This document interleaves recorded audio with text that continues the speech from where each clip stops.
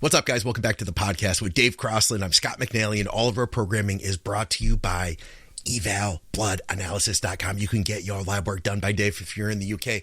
And if you're doing gear, you definitely should be getting your labs done. We're also brought to you by stromsports.com. That's Strom Sports Nutrition.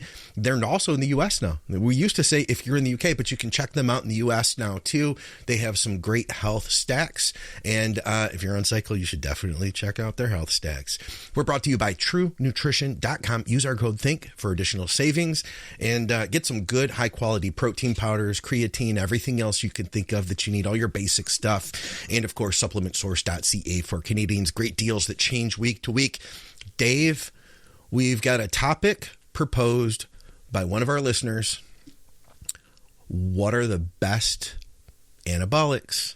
We'll say, what's the best gear that you can get via prescription? And that's probably going to be different for you than it is for me, isn't it? Well, basically over here, you're only looking at really testosterone. The only other anabolic that's, I wouldn't say commonly, but it's also prescribed is oxymethylone. Oh, you guys get oxys over there. We get oxys for anemia, yeah. In fact, you have, and I know it's not like big growth factor, Proviron is available there too, isn't it? Mm-hmm. We don't have that. Yeah, that's strange. I find that weird.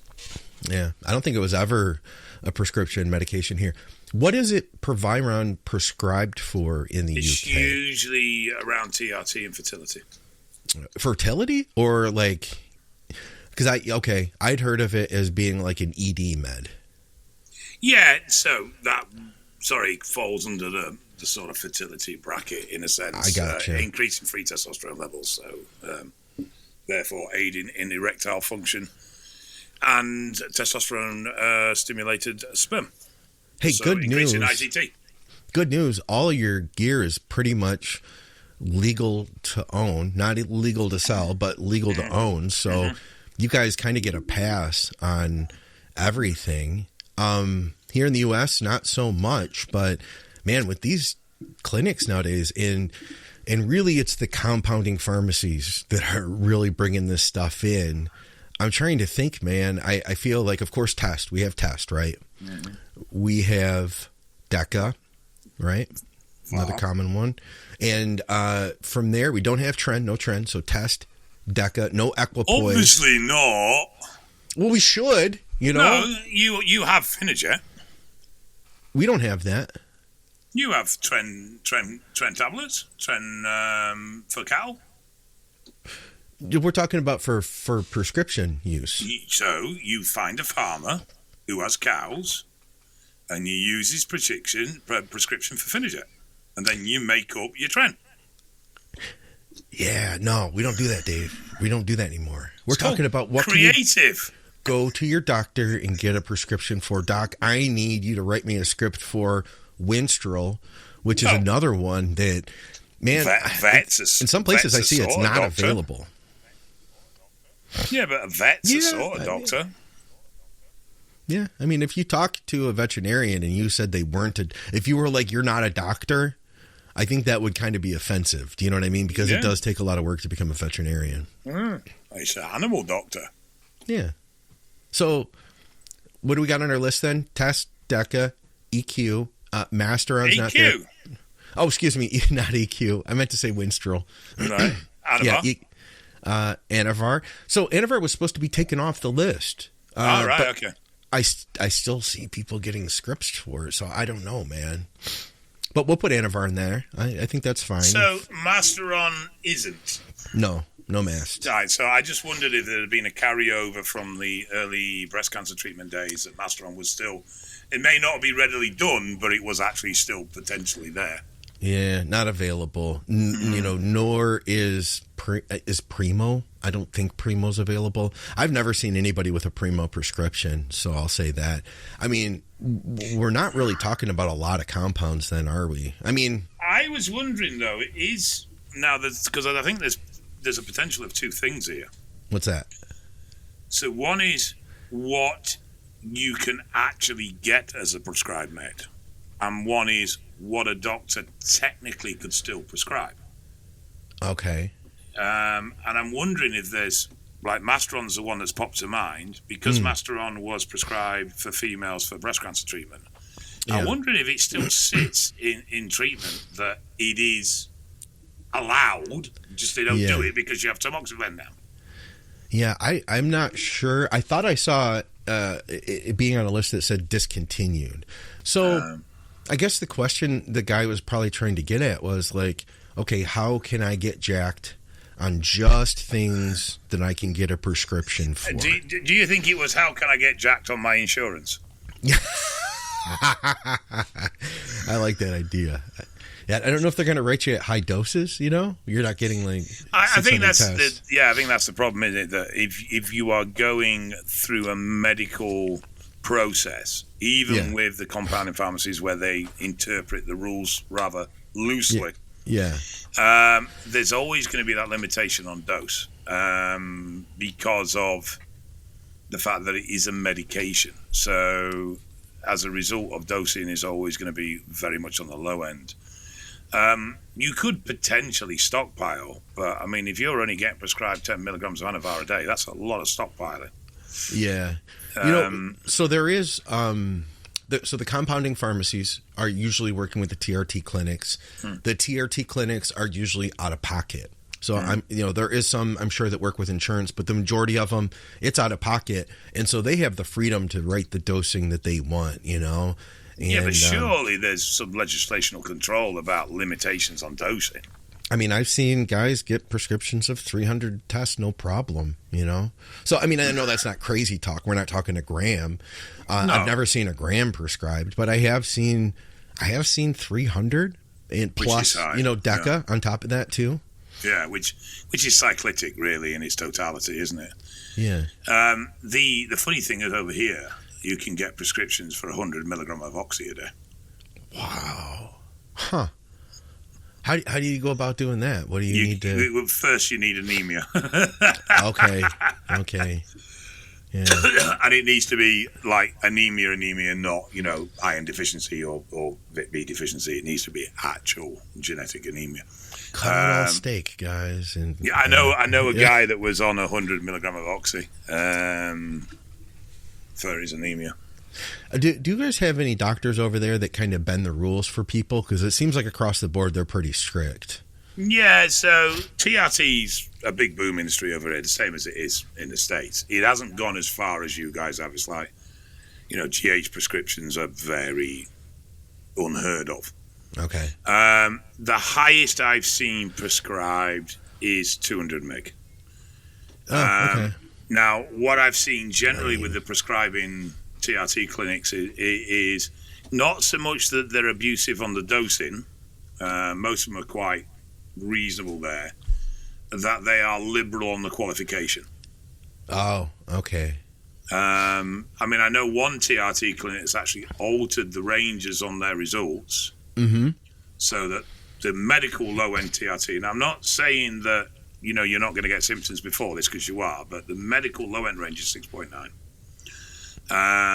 What this TRT clinic done is made the medical low-end 12 on their results. Wow. So now, there is without doubt argument and strong medical argument that if you've got a test level of 11 or 12, you're going to benefit from TRT. In fact, even the NHS, when you get into the proper endocrinology departments in King's College and stuff like that, will say that even 15 and more would be considered as viable for TRT if the individual was symptomatic. Huh. So it's not pushing the scope from a clinical point of view. Yeah. But obviously it's incredibly misleading to the customer, because if you've got a customer that isn't particularly symptomatic and they've only just looked at it, they're going to be under the impression, well, I need TRT if I'm below 12. Yeah. Now, if they're non-symptomatic, you could argue, do you want to commit this? But I know anyone listening to this is most likely going to go, of course I want to go on gear. Of course. And I get that. But there are people out there that actually don't. And they'd rather avoid it. And if they're non-symptomatic, they would rather go, you know what, if I'm not suffering from it, I'll leave it alone. that seems very alien to us and seems very strange, but those people do actually exist. Yeah. So with the topic here at hand is... No, sorry, go on. Cycle. We're putting together, how can I grow off of only compounds? And here's my thought. I bet you that another potential perspective is, hey, I just don't want to break the law. You know, I want to know that all my stuff is legit. Maybe the guy travels a lot and he's like, I got to take this stuff on airplanes with me. I'm not bringing with me Underground Trend with a kangaroo on the label. You know what I mean?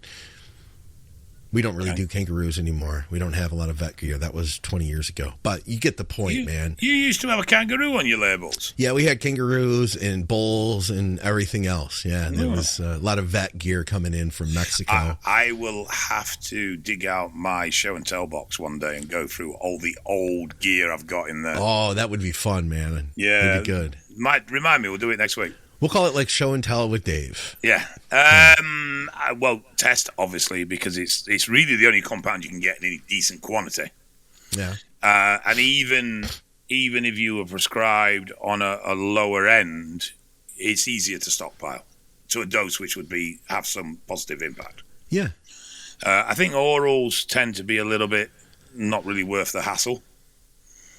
I mean, I'm not saying they're not going to add something, but what's a common prescription? I would have thought, really, with Anavar, you're going to struggle to get over 10 or 15 milligram a day. So I worked with a guy that had a prescription that was each capsule compounded was 25 Anavar, 25 Winstrol, each cap. And, he was like, hey, I got these. They're prescriptions, so they're going to be real good. Can I use these for my prep? And I dieted the guy down, and we used them. And normally I wouldn't be like, hey, for the last 6 weeks, let's use a combo of these two things. I'd pick one, and usually I'd pick Winstrol if given the choice, because I do feel we get a harder, drier look for the stage with Winstrol. But yeah, we combined it and did 25 each, and it was golden, man. It was good. Yeah, I mean, if you're getting it at that sort of doses, then all of a sudden it does become a viable addition. I thought we'd be stuck at around 10 with prescriptions. So yeah, if you're getting prescriptions for 50 meg, then yeah, that's worth crack having. on. Would you say crack on? Crack on, definitely crack on. Thank you. All right. So what sort of doses have you seen Deca at then? This has got me really curious now. 200 to 300. Usually like that 200 on average. I think I've seen 250, So you could quite literally build a 300 split with a 50 milligram oral cycle, which is decent. Yeah. Yeah. Or you could save the Anavar / Winstrol for the contest season, or, the diet phase. Start out with your test in Deca, 12 weeks at whatever doses you're going to run. We'll even say, I mean, gosh, if you're a TRT guy, like you do nothing, and then you take your test to 300, that in itself is going to give you a boost. Add in 200 Deca per week. Do that for 12 weeks. You are going to grow better than you would have on 150 tests alone, right? And if you've never cycled, you could make some gains on that. But ultimately, I think you and I both agree we'd probably go a little higher than that if given the choice. Yeah, but I'm still quite shocked at those dosages that are available on private scripts. I mean, have you actually seen anyone with that combination? I've seen 200 Deca, and I've seen 300 test. Together? I don't know if I've seen it together, but I have seen... I could... I don't keep track, but I'd say I've seen 250 tests with 200 Deca, not a problem. In fact, guys, I would love to hear you comment. What's been off? Sometimes we have guys that don't even take it, but they're like, hey, I went to a clinic and they offered something to me, Sometimes they're like, hey, I'll just take my prescription test and then I'll add whatever I want from my source, Yeah, it's... Well, I'm surprised. I'm surprised that you're looking at a total dosing of 500 milligram a week from a prescription.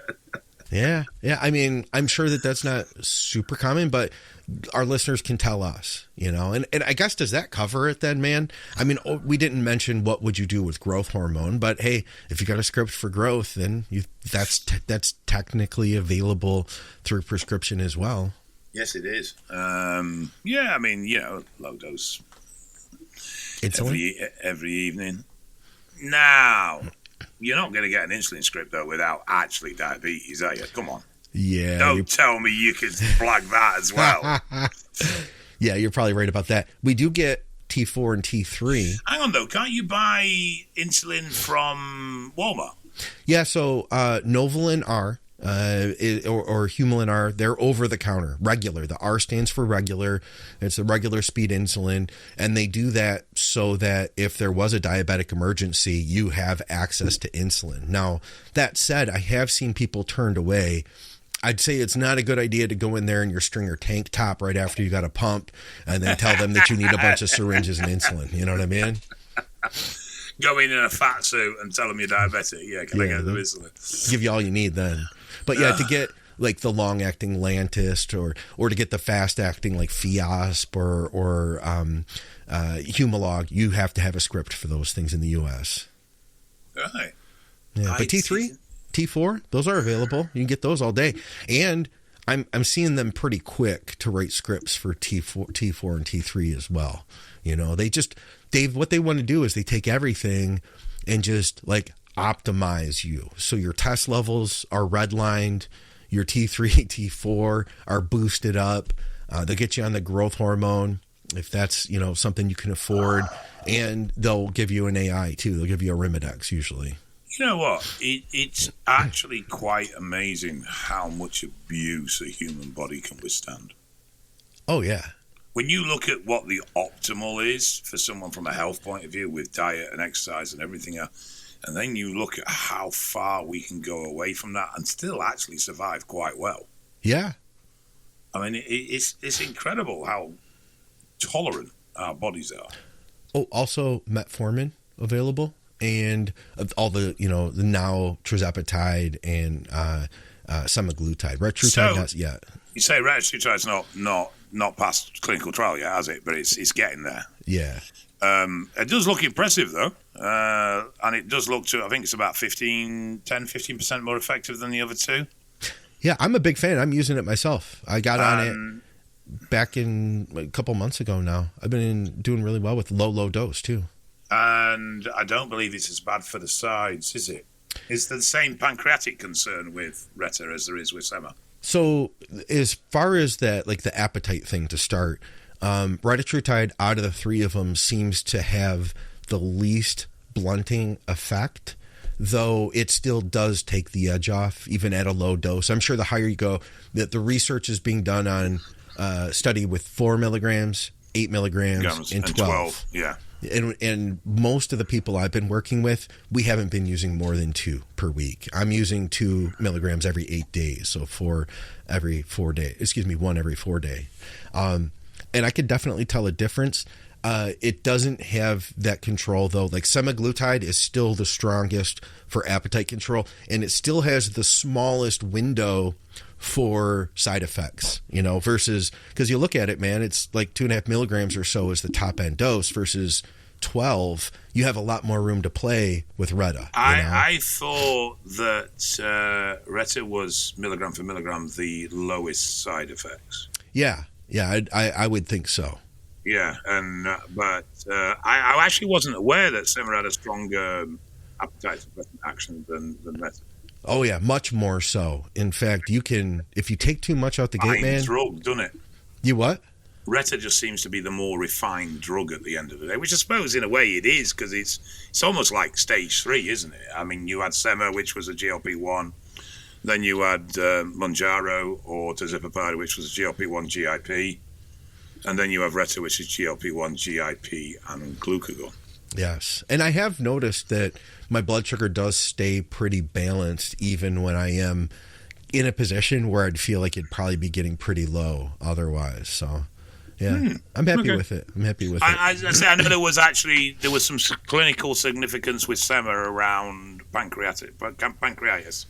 Yeah. But it was I think it was only about 1 or 2%. And obviously there's a lot coming out now about people having problems with the drug, but the other issue is that, but how much were they taking? You know, were they within prescription guidelines, or were they just hammering the shit out of it? And I think that's where it gets very, very muddy on these drugs is, you know, are they as risky, particularly Sema, because that's the one that's had the most popular widespread use. Yeah. You know, is the risk there, or is this more of an abuse issue rather than an actual compound issue? And I think, too, one thing we have to consider, and this is kind of a note, too, to any of our listeners that may not have been in the best shape before they started bodybuilding. Look at the population of people. Like, of course, it's widespread use of semaglutide, but there are a lot of people who already were like dealing with a lot of comorbidities. You know what I mean? Like a lot of health issues, maybe already somewhat diabetic, maybe already holding a lot of body fat long term. You know what I'm saying? Who are the people? They aren't like the guys and gals that are eating a clean diet and going for walks every day and getting a lot of fresh air, you know? Yeah, there is that, but the other problem as well is that with that user group, so I don't mean this to sound nastily, but they are generally uneducated around diet and healthy options. So what happens is they do reduce their intake, but they still reduce their intake of crap food. Yeah. So now the body's got even less nutrition to deal with, and what nutrition it is getting is pretty garbage, where at least within this community, for the most part, the intake's healthy even if it is reduced. Yeah. So I think we went sideways. Does that wrap us up? I mean, what was our final say on our prescription-only cycle? Whoever's getting the test at 300 and the Deca at 200, share your doctor's details, please. Everybody needs to know this. Yes, yeah, we'll do that. We all know that creatine is great for muscle building, but were you aware of its benefits for brain health? I think it's pronounced creatine. No, it's definitely pronounced creatine. No, it's definitely creatine. I'm positive of it. Yeah, that's pretty much what I said. Creatine. Creatine? Well, regardless of what you want to call it, creatine plays an important role in brain health. Research demonstrates that your brain needs a significant amount of ATP to perform difficult tasks. Supplementing with creatine will improve phosphocreatine stores, helping your brain produce more ATP. So if you're not on creatine now, give it a try. Check out TrueNutrition.com. Use our code THINK over there. They got all your basic health supplements like creatine, protein powder, everything else you can think of. Use our code THINK to help support our programming, get some additional savings, and get a great supplement. Yeah, it's definitely creatine. And we do have a bunch of listener questions, and we looks like we might have some questions in the feed too. Oh, wow. Okay. So Zionic says that Strom still needs to add Support Max Neuro PM to the U.S. site. So that might be an FDA issue. Oh, yeah? Yeah, I know it's a long, long time since I had this discussion with Rick about the states and certain compounds, but there were issues that some of the ingredients that were available in the UK weren't passed in the US. Okay. I mean, the irony is there's stuff in the other way, like you guys can get GABA, we can't. You know, it's stuff like that. So yeah, it works both ways. But yeah, so it may be a case that things have to be slightly reformulated to satisfy the FDA. All right. Well, listen, let's run through a bunch of listener questions, and we're behind because we had a good show come out, and then we didn't record for a week. You had something going on. I had something going on, and now we're back. So let's try to... Yeah. I actually didn't. I got it wrong. Oh, no. What happened? So it was actually supposed to be yesterday. Oh, you're kidding me. But we got cancelled for red tape anyway. So no kidding. It never happened at all. Yeah, they were... I get it. With charities and stuff, they have to be super careful of association and things like that. And they saw the podcast, didn't they? No, but the only recognised testing arm that they have any association with is the NHS.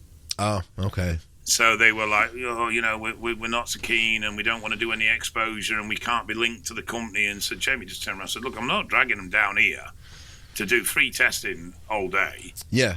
Off their own backs if they're not getting some exposure off the back of it, because that's unfair. Yeah, yeah.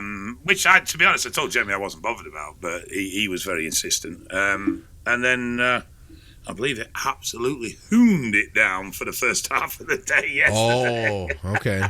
That means rained, I assume. Yes. And that's okay. I spoke to him this morning, and he was sat in the bath trying to free up his back. Oh, I bet, man. All right. you guys are welcome to leave questions for us, as always. Plus, we love hearing from you. We love hearing what you think about the show, what you have to add. What did we get wrong? You guys like to tell us what we did wrong all the time, which is great, too. You know, we're all still learning.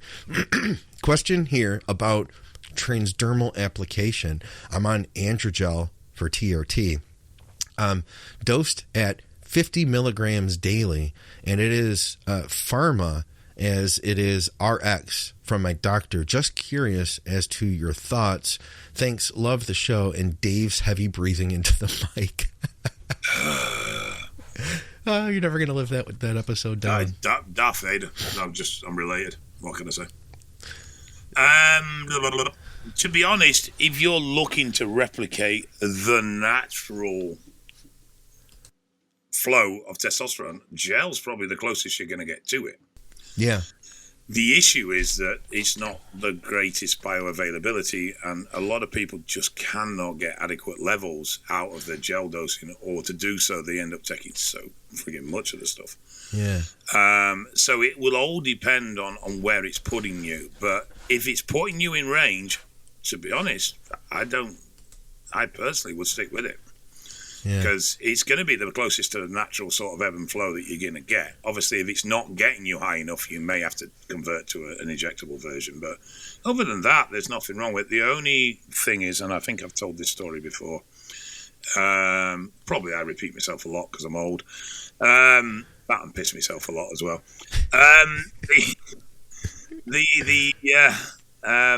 You've got to be careful. You can pass it on to your loved one. Yeah. And there was a guy that was slapping transdermal on because he was trying to use it for an enhancement purpose, and he'd got hold of a load, and he was thinking, well, it's pharma. Yeah. So better than buying new gel. And he was cuddling with his missus, and obviously he was going into her skin, and she started growing a beard. Ooh, yeah, that could be a problem. Interesting conversation when they found out. You know what? I've always, not always, but I've wondered this. So one of the benefits of a topical transdermal is that it tends not to run the high levels of hematocrit that we see with injectable tests. So, man, for guys that are struggling with getting their hematocrit in range, I could almost see going to a topical for their cruise phase, to get your numbers back down. Do you know why it's like that? As far as I know, it's because it doesn't build up. Yeah, it's not a plateau. It's not. So when we inject, we end up with this almost plateaued level. Yeah. So it's constantly fairly high. Whereas with the gels, like I said, after application, you get a peak like you would naturally in the morning. Yeah. And then it starts to drop off as the day goes on, as you would naturally. Yeah. The only slight difference is naturally we get a resurge in an evening, whereas you wouldn't get that from the gel. But yeah, that's why. It's because it has this peak and trough action daily rather than this more sustained level that you'll get from injectables. Plus, obviously, everybody has this obsession with keeping everything stable. Which, talking to Adam Lamb, who has a TRT clinic, friend of mine has a TRT clinic down in Texas, he explained to me, too, that it fluctuating levels like that are much more of a sign of youthful testosterone levels versus as we age, it does become more of a flat line. So you're mimiking that of a youthful man's test, Yeah, of a lower level as well. Like you said, when you're in your 20s, you'll be peaking in the high 20s in the morning, then dropping off as the day goes on. When you get into your 40s and 50s, you're going to be sitting more 14, 15 all day long. It's not going to go up in the morning as strong. Yeah. All right. Question. I was planning on a cycle of 300 tests, 300 Deca. I'm in the process of ADHD diagnosis and hopefully medication. Would it affect dopamine too much, or would the meds overpower it? What are your thoughts? Another great show. As always, love listening to these while working out and doing something, guys. What? Sorry, what? Sorry, what? The meds again? So he's getting test 300, Deca 300. That's his cycle plan, and he's in the process of being diagnosed with ADHD. So I have seen this as an issue for people. I didn't know it years ago, and we've talked about the interference of dopamine, right, Dave, with Deca? What's the deal with that? So Deca lowers dopamine transport proteins, so the dopamine's there, you just can't get across to the receptor. Yeah. One of the reasons you take P5P is because it increases transport proteins, so you end up with a high level of transport proteins going into the cycle, and then as a result, even though the Deca still lowers it, it still keeps it within a reasonable operating level. Not in everybody, but in a lot of cases. It would depend on the medications that are going to be applied for ADHD, because they can vary quite significantly, and they don't always work around the dopamine axis. Some of them will work around serotonin axes and stuff like that as well. Oh, really?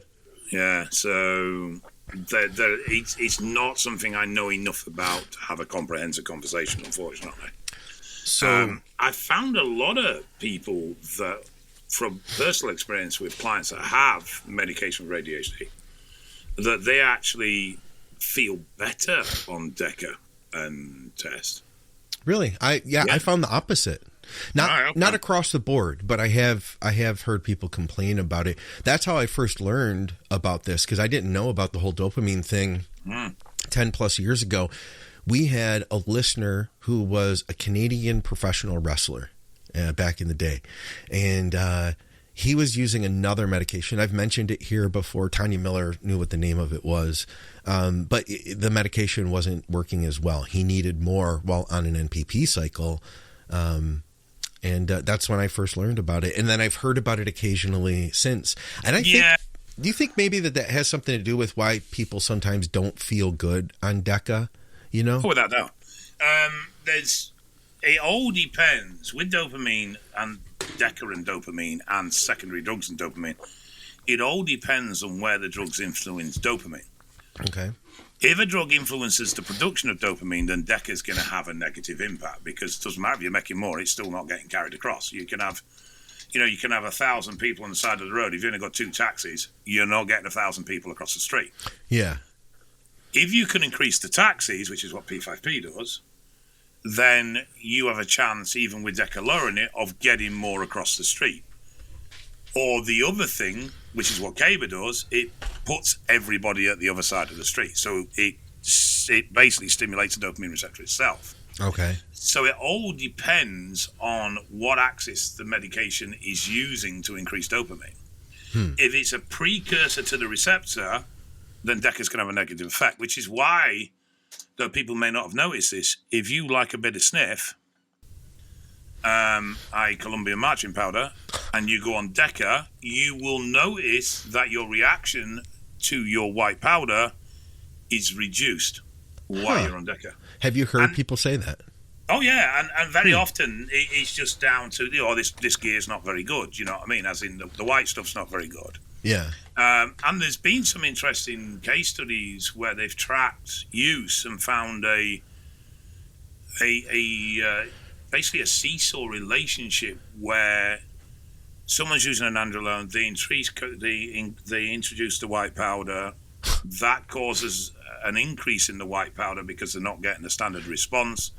That then causes an increase in the Nandrolone because of the psychological effect from the white powder. And then you end up with this seesaw situation where they keep bouncing off each other and gradually the dose increases over a period of time. Yeah, it sounds like that tracks. It's our average users, you know? Yeah, so it is quite interesting. On this subject, just slightly left, but I'll throw it in there. Methylene blue increases dopamine. Okay. I know it increases serotonin. Yeah, it also has an impact on dopamine as well. Okay. You can't use methylene blue and Caber together. Oh, really? Okay. Because you run the risk of dopamine overload. Huh. Just like you run the risk of serotonin syndrome if using an SSRI.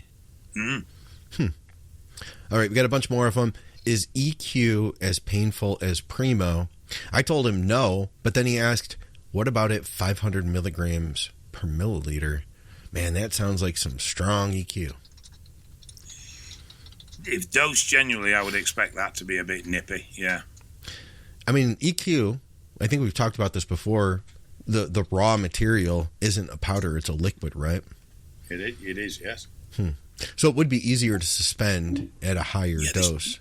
There's less likelihood of any requirement from a solvent or any heavy use of a solvent. So There may be some solvent. I'm not that up on solvent ratios for EQ, to be quite honest. Yeah, okay. I'd just be careful with it. And personally, man, I feel like, I don't know, you're probably taking something else too, you know? So I would assume that you might have like a 0.5 ml in there with a ml of test, right? You know, I'm very wary as well of anything dosed over 300 milligrams that it actually is 300 milligrams of the compound they say it is. Good point. All right, how about this one? A question for the next show. What would be a protocol for someone who used to be on prescription TRT, moved on to self-medicated and is running cycles, now looking to get back onto prescribed TRT? How would you pass the blood tests is what he meant, to get requalified? I think it just stop using. Yeah. I don't think it's any more complex than that. Stop using 4 weeks down the line, feel like shit, do your blood, submit them to the TRT. Yeah. I wonder if you really were, you know, like, I'm worried, man, I don't want to crash. I guess you could take like a fast acting test, right? Switch to that. And then how long would you need to clear, say 300 milligrams of test probe?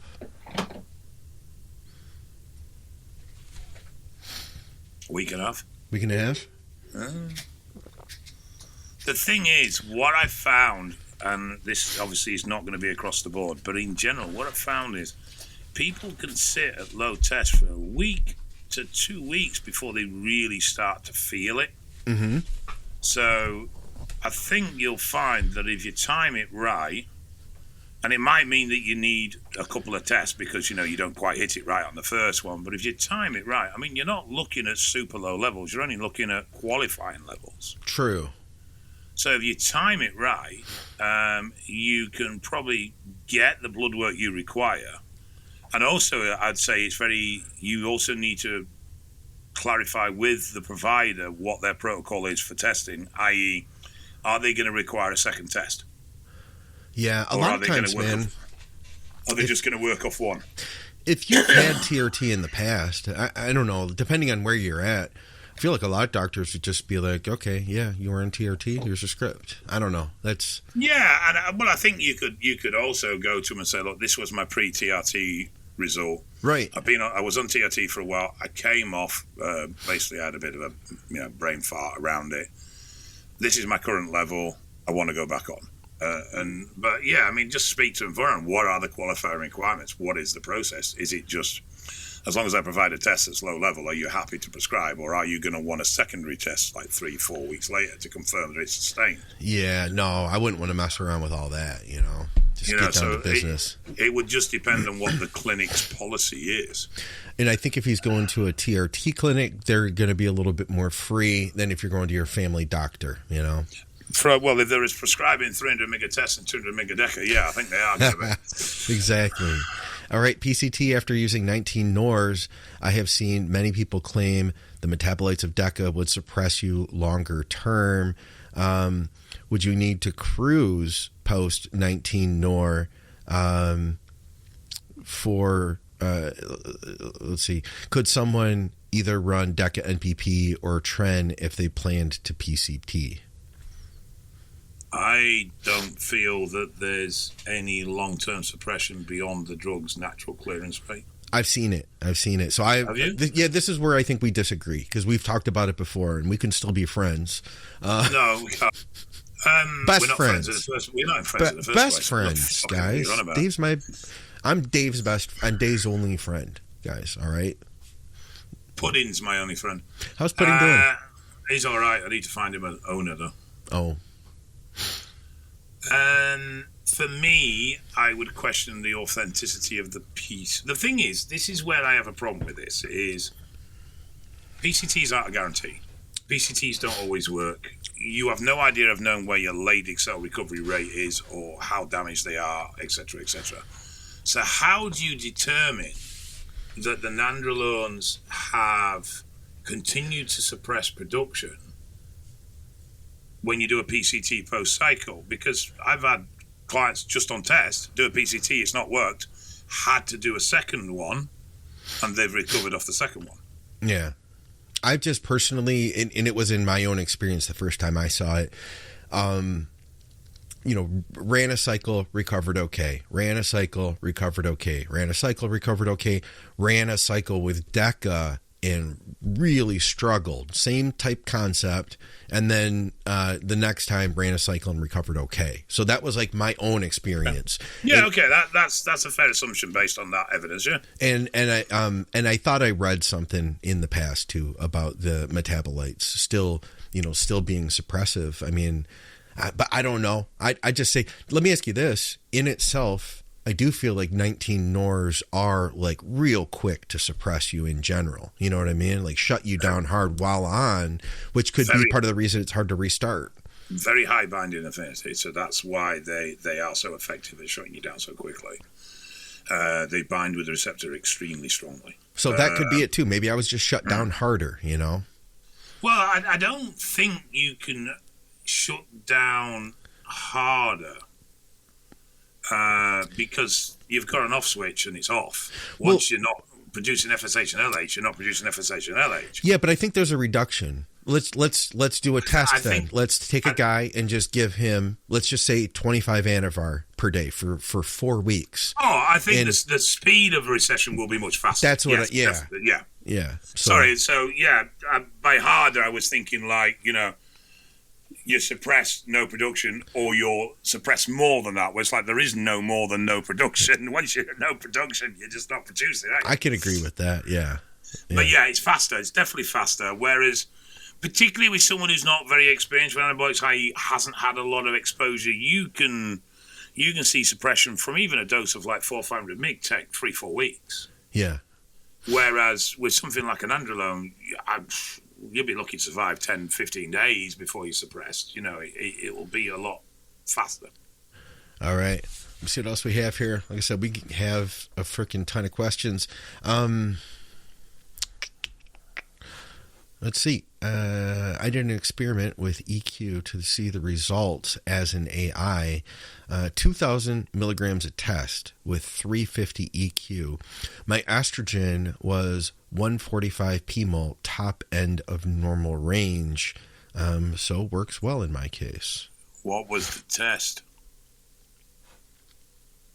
What was the what? Yeah, the testosterone level. Oh, yeah. Well, he said the dose, you caught the dose, right? 2,000 milligrams. So, no disrespect, and he could very well be right, but before making assumptions, let's have a look and see where the testosterone is, and if the level of testosterone matches the dosing of 2,000 milligrams. That's a good point. This is where you got to be a little bit careful with this stuff, and no disrespect to the person who's made the comment, it's not meant that way, but there are other variables to be considered before you can. I mean, definitely EQ would appear to be having some sort of AI effect without doubt, because even if that test was half dose, you're still going to be looking at a gram. Yeah. But I'd want to know where the test level were, because then that'd give me an indication of where the estrogen typically would be. And then based off that, you can have a more conversation about how effective the suppression has been. And I wonder, what has his previous cycle experience been like with AIs and conversion? I mean, I know guys that can't handle much test at all before they end up with super high estrogen, and other guys that they hardly need AI no matter what they do, Yeah, I know guys on TRT that have got low estrogen. Yeah. Oh, yeah, for sure, man. And it's like, fuck, are we getting that up? Yeah. Other than bloodletting, is there anything we can do about blood thickening? Cheers. Yes. Don't take anabolics. No, that's not the answer anybody wants to hear, Dave. We don't like that. Try again. Try harder, Dave. Nattokinase and IP6. Nattokinase, how will you dose that? Now, I've always run really high doses, but you have run much lower doses. I've run 4,000 FU, which is 2 Yeah, and I always caps. get mixed up with the FU and the MGs, because mine's all based on MG. Okay. That's 2 caps for me, generally. I see it in 1,000 to 2,000 milligram caps, and for me, that's 2 caps, 2,000 milligram caps. FU is obviously a much more accurate way of dosing it. It's funner to say, too. Yes, it is. I have to admit. Yes, how is your FU, Scott? 4,000 FUs. 4,000 FUs to you, too. Oh, and then you said... I'm sorry. IP6. IP6, okay. And I need to order 2 grams, some more. 2 grams on the IP6. Okay. Neokinase, you could go as high as 10 milligrams, but I would probably run it less, having had discussion with you about the dosing around it. Okay. I thought we talked about P5P. I didn't think we were talking about nanokinase. No, we did, yeah, because I was on a per kilo rate, and it was quite high compared to what you'd experienced with your clients and dosing. Oh, okay. Yeah, those two are good. And, we did a podcast a while ago. A lot of guys, they take a lot of vitamin C. They think it's just like a completely innocuous substance. They're like, yeah, just, run a bunch of C. So I've tried to watch, when my blood gets thicker, I try to watch my C intake, as it helps you to then better store iron, which in turn triggers marrow to produce more red blood, right? Yeah, so there is that secondary action there as well. The other thing is cardio. And people don't actually sort of cotton on that cardio lowers hemoglobin. It's a problem with endurance runners because they tend to be anemic. Yeah, so that was the other part of it that Dante had suggested: do as much cardio as you can, reduce vitamin C, and watch your red meat intake. He didn't say stop all red meat. No, but I agree, and I think we're a bit, as a subculture, we're a bit over heavy on red meat, and we could all do with including more varied protein sources and more fishies. Yeah, we have some really good steaks here, Dave. Do you guys have Piedmontese beef over there? Never heard of it. We might have. I've never heard of it. It's good. It's a super low fat meat, but it still tastes like really rich and delicious. Well, in buffalo like that. In buffalo, super low fat.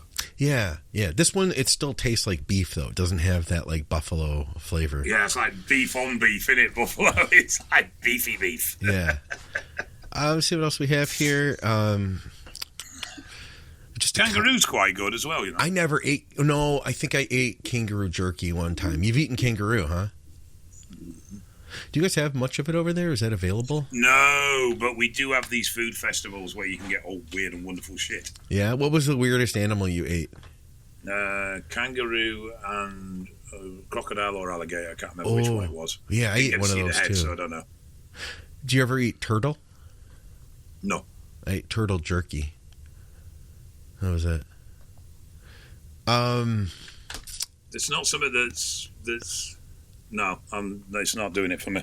How much water in milliliters or IU would you put in your BPC 157 5 milligram, and how much in ml or IU would you take for a knee injury, Scott? That's you. Oh, crack on. I'd put 2.5 mils of water into that vial, because you can usually fit about 3 mils. And if you do that, the math is easy. Every half mil is 1 milligram, right? Yeah. So, and I would, depends on the knee injury, but I would do between 5,000 micrograms to 1 milligram every day. And you could split that into 2 doses. And I would probably put it in that little teardrop if you got enough muscle there. 2 seconds. I stumbled across something today that I thought might be quite useful for people. Ooh. And I'm just going to try and find it now. And it was... I found it quite interesting. I do apologise for this usual lack of crap. So there is allaboutpeptides.com. Okay. And on there, now this was for Retatrutide, but I presume they'll do it for other things. Yeah. There is a dosage calculator. Oh, those are great. I used to go to peptidecalc.com, and that one's down, but there are other ones you can download too. Yeah. You select the strength of the vial, you select how much fluid you put in, you select how much you want to inject, and it tells you what volume of oil you want to do, or water. Okay, yeah. And on this one, it actually shows you where to put it on the syringe. Yeah, those are pretty awesome, man. So if we do 5 milligrams by 2 mil, and I want 200, it will tell you that you need to take. Talk in the mic. A mil. It will tell you need to take 1/10 of a mil. Yeah. That'd be 500 micrograms, right? Yeah. So 250. Okay. So, but yeah. So there are little things like that can make it a lot easier because, God, that's got to be a question I get 4 or 5 times a week. Yeah. You know, how do I dilute it and what dose do I take? Look at that. I gave him a fish. You taught him how to fish. How about that? I'm Jesus. Let's see. Let's see if we have anything else here. Did I miss anything else? Is EQ as painful as Primo? No, not at all. Not as sliced. Why is it, Dave, that Primo it's been so popular? People don't talk about how painful of a shot it is. Oh my God, man. Primo is a painful shot. Told you, don't take strokes. It's Dave's stance. I think that's all we had for questions here. I mean, we did have more. I'm absolutely certain. In fact, if I went to the show before and I hit the questions button, there is so many more questions that we didn't get. Wondering if 100 to 200 EQ weekly instead of an equivalent dose of Deca would be better for collagen synthesis while on sports TRT. Number 1, Dave loves sports TRT. For sport, Dave. We got to use a little bit more TRT when we do sports, Dave. You knew that, right? Medical advice? TRT plus. Yeah, TRT plus is a really good idea for all parties. Right? Year round. Yeah, definitely. Yeah. Get your 300 mg test and 200 Deca from your doctor. That's TRT, so you're fine. Yeah. Is there any way to take HGH without growing my existing gyno? I mean, for a lot of people, you don't get gyno issues from GH. No. Some you do. All right. Well, we could keep going. We could do this all day, but I don't want to. No, we can only keep Dave on for so long, guys. I've got a very sore back. Do you? So you didn't go to the thing at all. You literally just didn't even go. No. So what else has been going on? Anything else you can tell us about? How's your car? So so the truck still isn't back. We won't discuss that because I'll get upset. The Nova has the new carb on, has the new fuel lines on.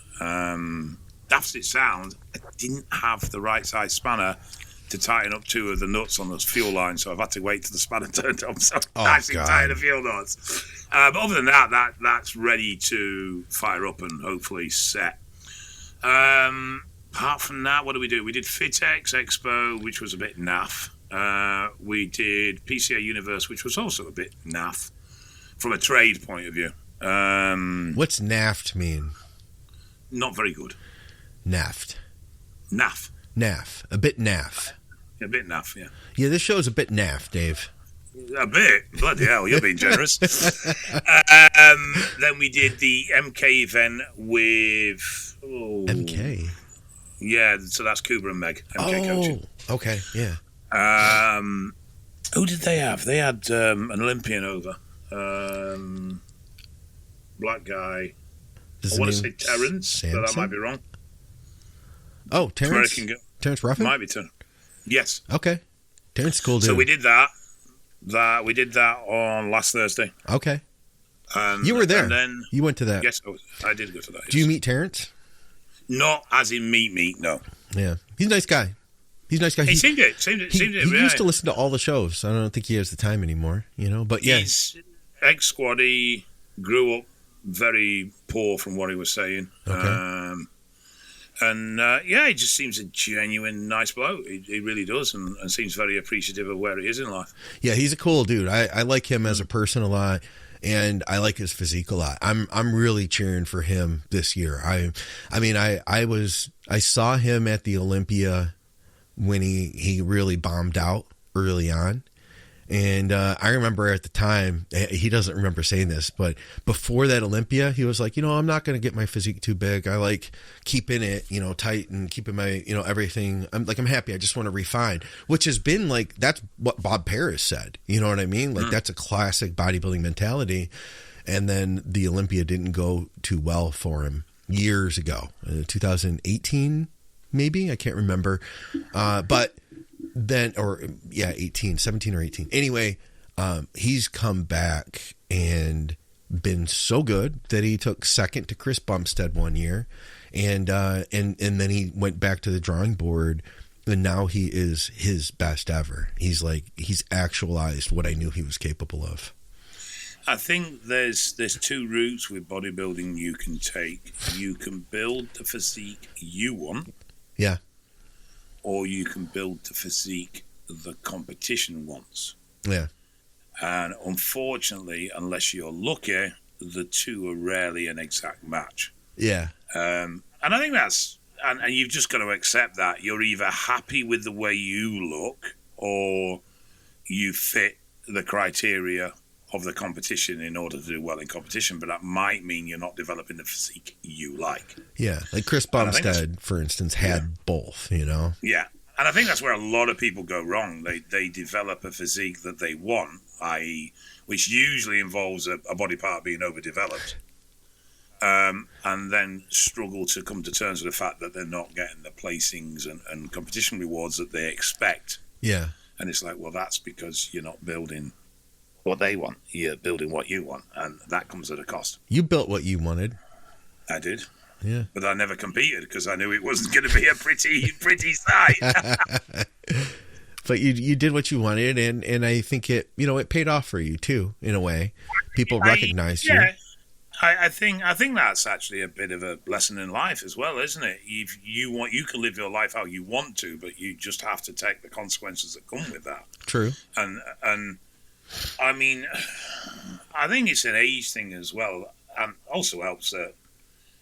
I mean, I wouldn't say I'm rich by any standard, but I'm not worrying about paying me bills. Okay. And I think we're both in a very similar position there, where we can't relax financially, but we don't have to worry either. Yeah. We're not worried about what that letter is coming through the letterbox because we don't have the money to pay it. It's nice to be in that position finally. You know what I mean? Yeah. But at the same time, we can't go out and go, oh, fuck it, let's go spend a load of money because we don't have that fluidity. Right. But I also think I've been out of position, and I think we got to that with eval and some other things that we've got going on that where we could turn it into a very financially profitable business. Yeah. But it wouldn't be the business I wanted to build. Okay. And I was lucky enough to be able to financially not require it,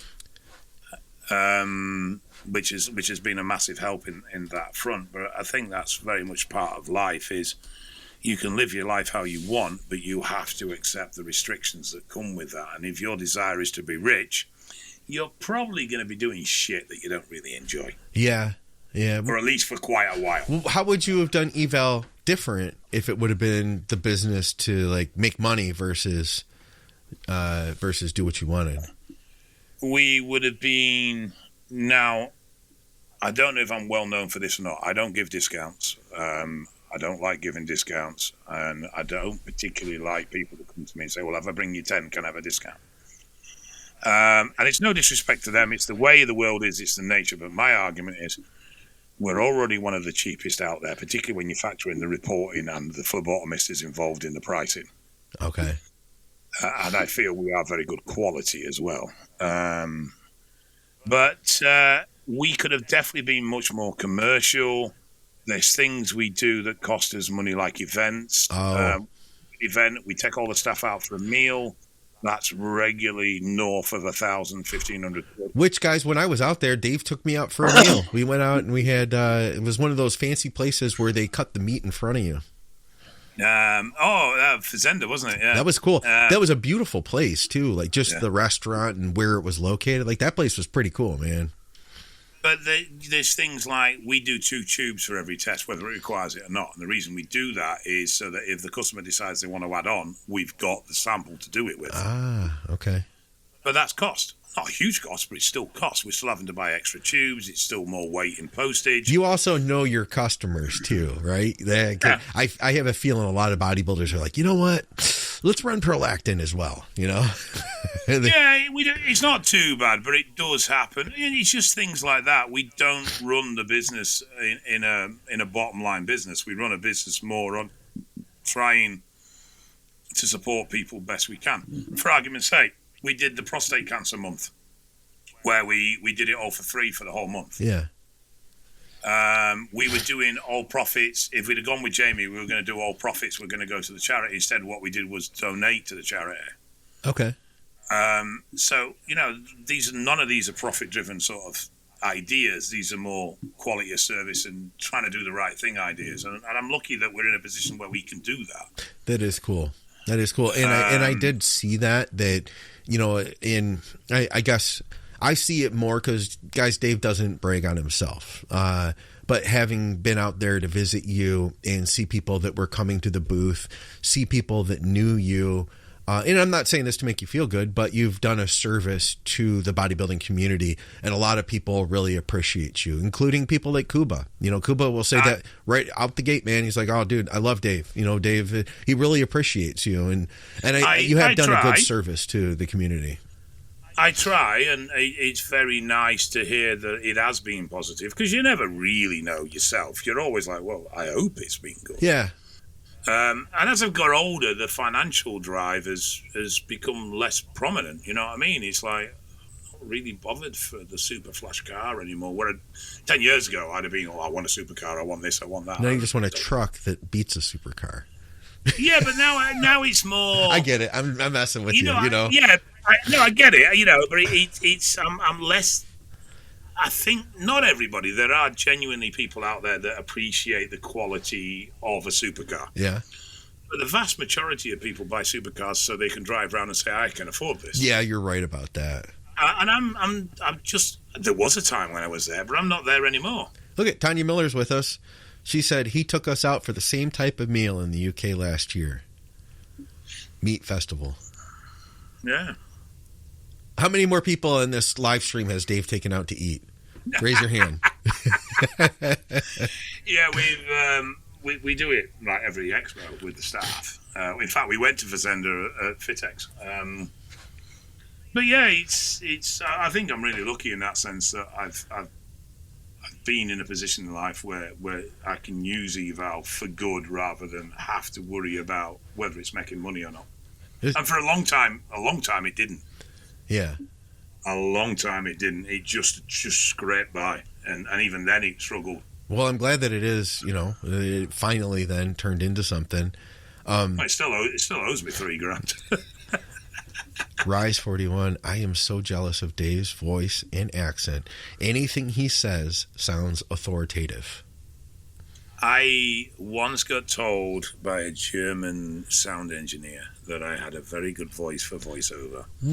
I didn't believe him. I thought he was just blowing smoke up my arse. But do you remember when we did the book on tape audition on the show? Yeah, that was good. Did you ever watch that? Because I had superimposed like the Hobbit background, and it was like a moving picture while your voice was going, and I really jazzed it up and edited the sound nicely for that. Yeah, no, I did watch it, but I can't really remember it all if I'm honest. Me either. I can't. That's all the detail I have. All right. Well, I guess that doubles as some advice of the day, isn't it?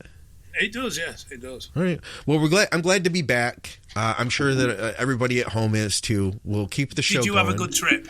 I did. We had fun. Right. Dave, Vancouver is so pretty. The mountains literally, like snow-capped mountains, literally end in the ocean, ocean where like orca whales come up, and it's crazy, man. It's a beautiful, wild world. And it produced my wife. That's where she came from. So it all makes sense to me. We had good, though. We had a good time. I got to put on a suit, and Victoria looked beautiful. We had a nice time at the wedding, And I got to train with Ron. I went out to his gym for a day and we got a workout in, and we got to go like walk in some mountains and stuff for a day. So that was nice too. Yeah, it sounds like it was a really good trip. Then I got home and got sick. I'm still stuffed up right now, if you can't tell. There's a lot of that going on around here. I told VJ the other day, but so I know everybody was getting sick. Victoria was sick on the trip, and I'm not sick. I got home, and I'm like, man, I'm still not sick. Normally, I feel like I would have caught this. And then I started wondering. I was like, I wonder if because of the SLU, I wonder, like, it's a research drug. Like, we don't know yet.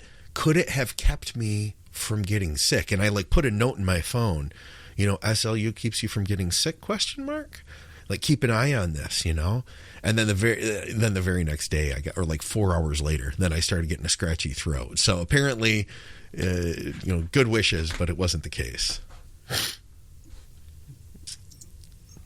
Dave wasn't listening. He was busy texting people. No, I was listening. You're polite. I understand you're British and all that. No, you put on the suit. You love Vancouver. Your wife was beautiful. See? Yeah, that's exactly what I said. Guys, we appreciate you tuning in. You said you were wearing a suit. Your wife was beautiful. You really like Vancouver. The snow-capped mountains going into the sea. You got to train with Dusty, I think it was. Yep. Yeah? Yeah. So? Okay, I'm sorry. I was wrong. You're the best listener I know. Dave. No, I'm not. I'm terrible. I'm very easily distracted. I know I am too. So I know it because I know it myself. I see it. I know it when I see it because I know it myself, I get in trouble all the time from the wife for it. All right. Well, let's get out of here so you can get back to work. I got to get back to work too. Guys, we appreciate you tuning in. As always, leave us questions for the next show, comments, all that stuff. This is, it's a blast. I love doing this. Dave won't admit it. He enjoys it too. And we enjoy having you guys here. So for another episode of the podcast with Dave Crosland, reach out to Dave for coaching. He's still available. We got his contact, my contact down below, and we will see you soon. Thank you guys. Thank you, Dave. Take care, mate. Speak to you soon. Bye-bye.